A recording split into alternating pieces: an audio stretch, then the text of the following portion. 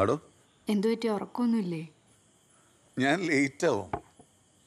എന്തു പറ്റി, താൻ ഉറങ്ങിയില്ലേ? ഇവിടെ സഭ വിരിഞ്ഞിട്ടില്ല. അതിനെന്തോ തനിക്ക് കിടന്ന് ഉറങ്ങിക്കൂടെ?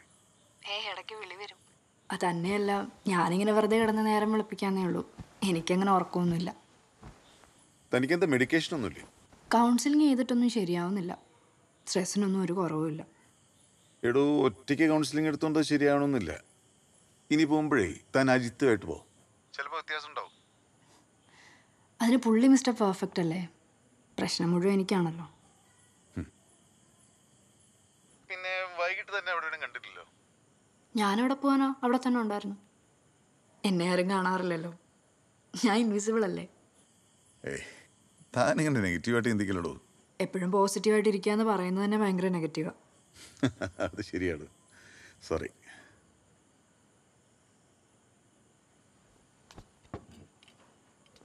തന്നെ ഈ സ്ട്രെസ് മാനേജ് ചെയ്യാൻ ഭയങ്കര ബുദ്ധിമുട്ടാട്ടോ.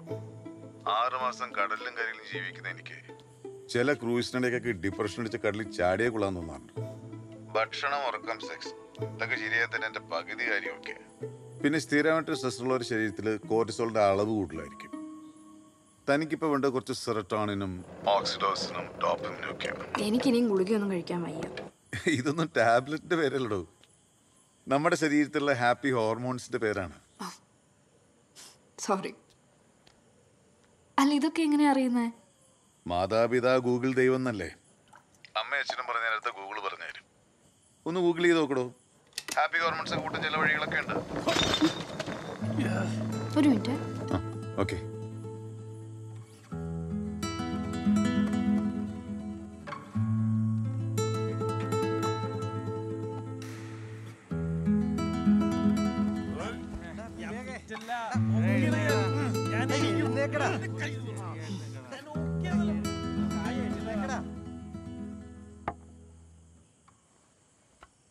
ഹലോ.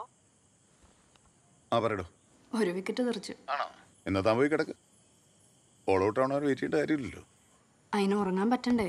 തലയിലൊരു അമ്മിക്കല്ല് കെട്ടി വെച്ച പോലെ. അല്ല, ഈ ഹാപ്പി ഹോർമോൺസ് കൂട്ടാൻ പറ്റിയ വഴി എന്താന്നാ പറഞ്ഞേ? എക്സസൈസ് ഒരു വഴിയാണ്.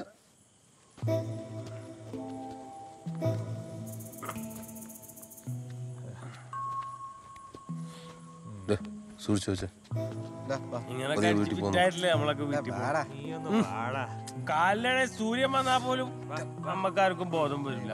പിന്നെ വീട്ടിലൊക്കെ ഒരുത്തൻ കയറിയ എങ്ങനെ അറിയാനാ? പൈസ അയച്ചേട്ടാ, അയച്ചേട്ടൻ ടെൻഷൻ അടിക്കരുത്. അങ്ങനെ നാരായണ പഴ സമ്മതിക്കില്ല. അങ്ങനെ എന്തെങ്കിലും ഉണ്ടെങ്കിൽ കേറി വീട്ടിൽ കയറി പൂശും. അല്ലെങ്കിൽ വേണ്ട, ഇപ്പൊ തന്നെ പൂശം. വീട് വാ, പൂശണം. നിങ്ങൾ എന്തിനാ പേടിക്കണം? പിന്നെ എന്തിനാ പേടിക്കണം? പരിപാടിക്കില്ല കേട്ടോ.